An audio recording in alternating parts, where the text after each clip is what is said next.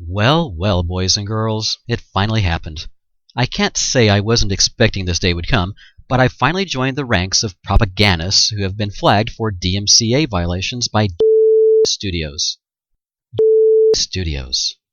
Firstly, what type of business is studios in? I think it has something to do with photography or videography, but it could very well be a hair salon or dance studio. You don't really know because you can't find studios anywhere but on its YouTube channel. If you search for them online, you'll quickly find that they have no website, they have no phone number, they're not listed with the Australian Securities and Investments Commission. Seriously, you have to wonder if studios really exists.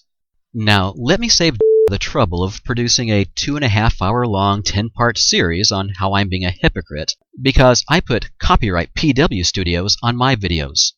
The difference is that I've never claimed that PW Studios exists. As are many elements of my videos, it's a parody of something you commonly see on videos. In this case, it's his use of a fictitious company name, and unlike I don't call myself PW Studios to weasel my way into interviews with Apollo astronauts. And I don't hide behind PW Studios to file illegitimate takedown notices against people who incorporate my YouTube videos into theirs. The sad part of all this is that didn't even get the satisfaction of taking down an actual Phil Webb creation. The videos that he filed takedown notices against are mirrors of two Arrgh 2 videos. Filed takedown notices against the originals about a year ago. In fact, eventually filed a total of 27 takedown notices against Arrgh 2, forcing YouTube to close his account. After struggling with the DMCA counter notice system for close to 7 months, Arrgh 2's videos were finally reinstated by YouTube, and his account was reopened on October 4th of last year. Obviously, whatever protection thought he had against Arrgh 2 for using his content didn't muster up the first time. So, what makes think he will have any success in keeping down clones of these videos? Now, although these videos are not really mine, I fully agree with their content, or I wouldn't have put them up. One is about how filed 9 illegitimate takedown notices against Karri Jordan Kent, closing his account, then 16 more against Luchiotti San Jose. After filing counter notices, all 25 videos were later reinstated and Karri's account was reopened. The other video is about crusade to raise $200 million for a lunar round trip for two aboard a luxurious Russian spacecraft. In both videos, Arrgh 2 introduces the subject with his own words, a short clip incorporated from one of his YouTube videos, and then he comments on what says in that clip. Whether Arrgh 2's criticism of his words is right or wrong, it doesn't matter as far as copyright is concerned. As a U.S. citizen on U.S. soil, Arrgh 2 is granted the privilege of expressing himself through these videos and using content in doing so.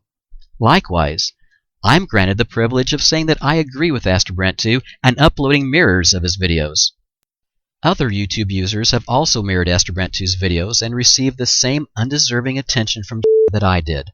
Arrgh 2 has tried to reason with to consider an alternative path to removing these mirrors.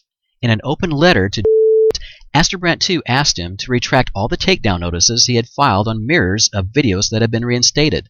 In that video, Arrgh 2 even said that he would ask the people who mirrored his videos to take them down once they were reinstated. Not only did ignore that video request, but he filed a takedown notice on it as well.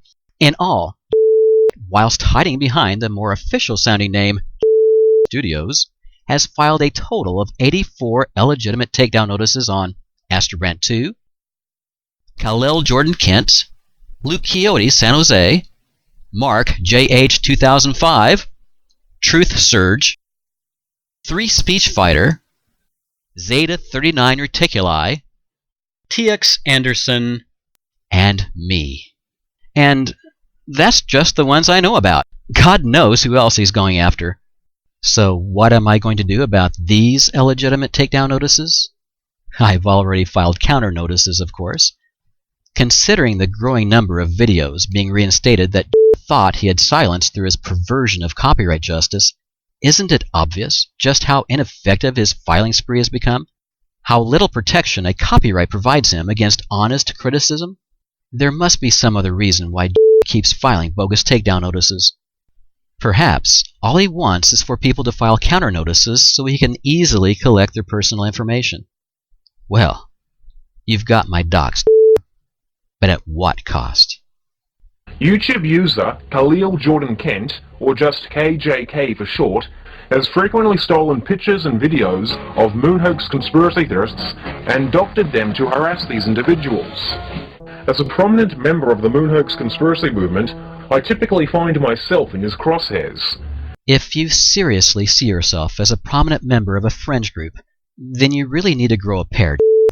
Mainliners typically look upon fringe groups as kooks to begin with, and when your fringe group is focused on a supposed conspiracy that required the cooperation of over 400,000 people to pull it off, and the subsequent cooperation of 3 generations of scientists and engineers worldwide who are either lying through their teeth to protect NASA or are too inept in their chosen professions not to recognize the simple truths that are oh so obvious to a supposed engineer whose only degree was in English, a self-taught physicist who had trouble understanding high school geometry, and a 31-year-old YouTube fame seeker with a trade school certificate in photography and a penchant for melodramatics, then you should expect some rather blunt, in-your-face criticism.